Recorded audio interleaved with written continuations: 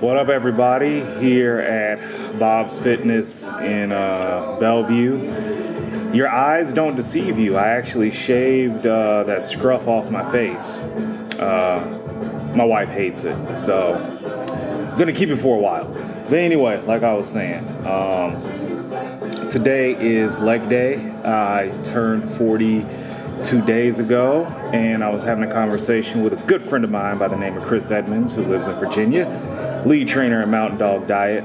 If you haven't checked out that site, please do so. He was saying that in a podcast that bodybuilders that get to the age of 40 and above, the first thing they lose is their legs. And that could be a combination of things, but in talking with him, it's just that people just get soft at old age. So, with that being said, we're not going to get soft at old age or middle age. We're going to keep grinding. We're going to keep pushing. But I'm definitely going to emphasize more core and lower back strength to keep my legs moving in a direction that they should, which is obviously up in size. So, today is week 5 of Colossus. Again, the 6-week program that I'm using from John Meadows. So on the menu, we got seated leg curls, leg press, a couple of other odds and ends, and I'm going to add in some reverse hyper, show you guys that. That can really help out your low back. That machine is available here at Bob's and at Iron Heaven. So we're just going to get it in. We're going to keep pushing. Very blessed to see the age of 40. Whole lot of black men did not see 40. And for Allah to allow me to see 40, that's a blessing. So we're going to get it in, and we're going to just try to get better brick by brick. All right, let's go. Okay, first things first, kind of apologize for a couple of the angles on the camera, working with a different camera other than my phone. So we're starting off typical John Meadows with some type of leg curl variation. So this week was the seated leg curl. Opted for the hammer strength rather than the flex one. I feel a lot more tension in the hamstrings with this machine, and also it's kind of self-spotting, so if you get a chance to use this one, please do so. Now with this, I'm really just concentrating on keeping my toes back and really just trying to drive the hamstring, trying to drive down my feet as much as possible to give a hard contraction in the hamstring, really emphasizing the negative as well, trying to get a 3-second negative. So for the last set, it was 2 plates and a quarter. So you'll see me kind of strap myself in with the seat belt to prevent my hips from really coming forward, which I have had this problem with this machine. I feel that's the only drawback. So really working to keep my hips back and really just working to get a good strong contraction in my hamstrings, pump them up. Like I said, I think anybody that trains legs, especially 40 plus, should definitely do some type of hamstring exercise, because let's just be honest, we tend to neglect the back of our legs when they're just as important. Big hamstrings really bring out a nice hamstring drop, really brings balance to the legs too.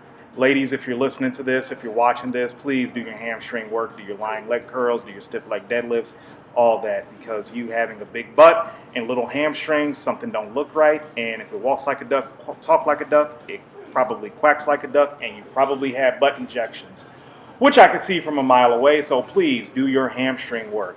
And plus it gives you a nice little natural rebound out of the bottom when you're doing any type of squat or any type of quad exercise.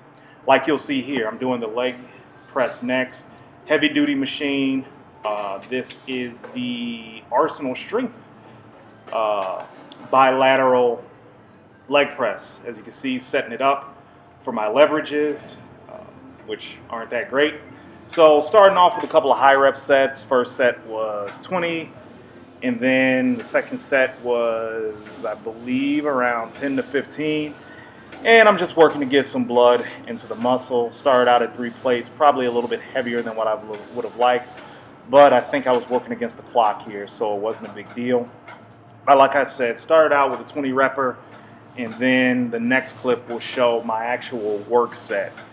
So with leg press, here's something to think about. It's cool to see 10, 12, 13, 14, 15 plates loaded up. But 9 times out of 10, a lot of people ain't that strong to be handling that. My leg press strength is usually tops out around about 8 to 9. Now, I'm not saying that I'm not trying to make that better, because I definitely do not put a bar on my back these days, because my lower back is a little bit more vulnerable than I would like. So the main thing to think about with the leg press is keeping all the tension on the quads and just getting stronger over time. I did 6 plates in a quarter with this. You've seen me go as high as 8 plates. I think one time I did 9 plates in that machine. That was hell. But remember, you just want to make sure with any type of leg training that emphasizes quadriceps, hamstrings, calves, you want the bulk of the pressure, in fact, all of the pressure on the target muscle. Here you see me doing emphasized negatives around about trying to make it 3 seconds. It's more like 2 now that I see it on video. It's counting kind of fast in my head, but really I'm just trying to load the quadriceps eccentrically. That means on the downward slope, the negatives. So make sure you guys do this. This will reap very big dividends when you're trying to grow your quadriceps. All right? On to the next exercise, something I don't normally do, to be quite honest with you, trap bar deadlift. So this is my first time doing these in quite a while, and my absolute first time doing these with a leg emphasis. So you want to do it with a straight back. You don't want to lean forward too much, but also at the same time, you want to push through your heels to emphasize leg development. This was unique for me.